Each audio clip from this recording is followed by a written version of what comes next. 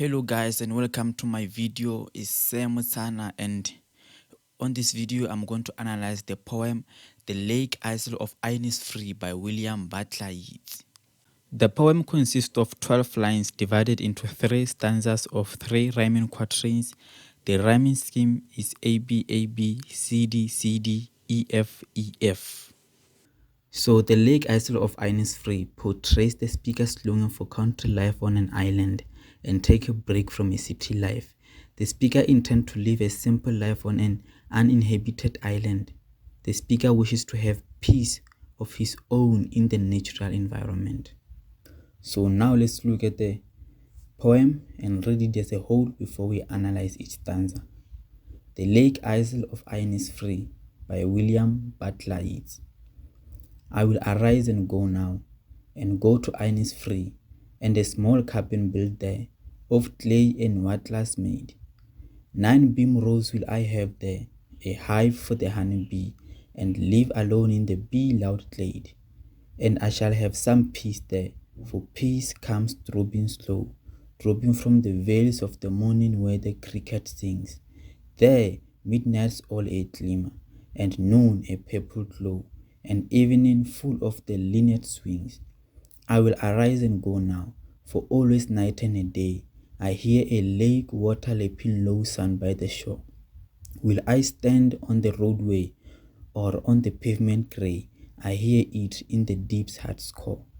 So now let's look at stanza number 1.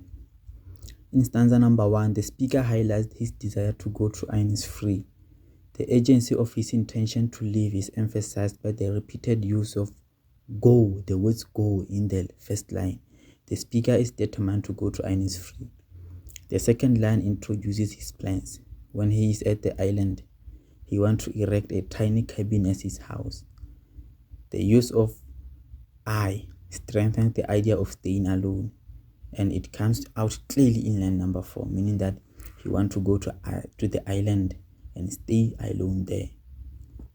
The choice of building materials that he wants to use when building his house is clay and wattles, painting 9 beam rows. So having a bee hive add to the simplicity of the speaker's aspire life. It is ironic that the speaker prefers the noise of bees which survive in a large family group colony, while the speaker desires to live alone. The meaning that he move away from the city where there is large number of people, a lot of people, and go to the island where there is a lot of bees. Now let's look at stanza number 2. The speaker reveals the benefits of staying in Innisfree. In stanza number 2, the main one is peace. The repetition of peace emphasizes the main idea or theme of the poem. The speaker describes peace as he relates peace to morning dew which will drop from the leaves of the trees to the grass on the ground.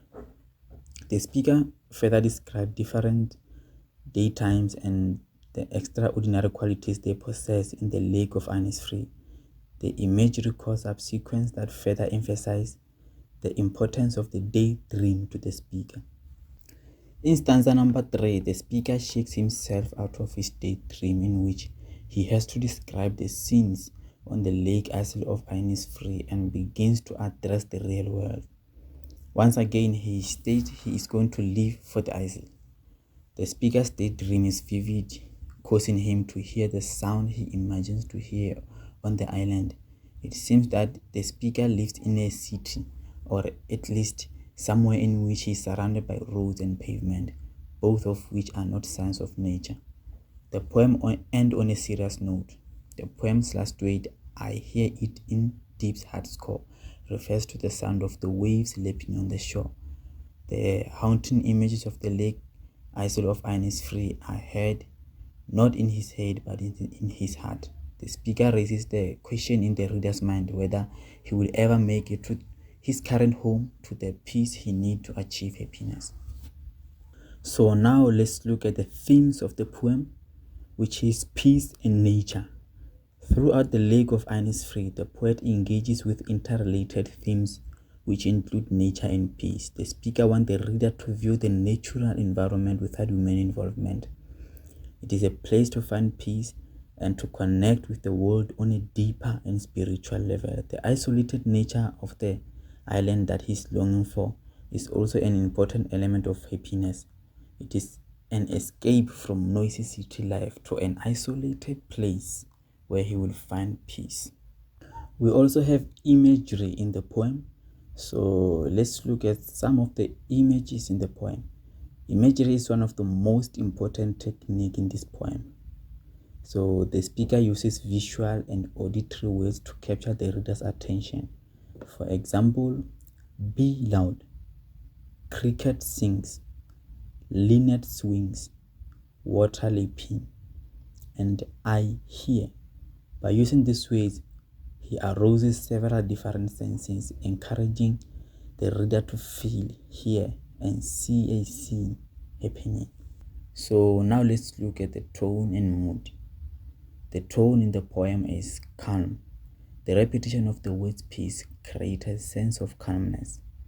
And the mood is joyful because the speaker is looking forward to leaving the city to the island. So lastly, let's look at figurative language found in the poem. The first one is alliteration. Alliteration that is found in line number 2 of stanza number 3. I hear lake water lapping with low sound by the shore. The repetition of the L sound. When this poem is read aloud, the repetition of the letter L recreates the sound made by the waves. So another figurative language is repetition, which is found in line number 1. The speaker repeatedly used the words go to emphasize his intention to leave the city. Another repetition is found in line number 5 to 6. Dropping and peace are repeated to emphasize the longing for silence and calmness. And the last one is in line number 1 and 9. I will arise and go now is repeated to emphasize his mindset that is set on a journey. So guys, we have reached the end of our video. Please support me by subscribing. Click the subscribe button below, comment and like my video. Thank you.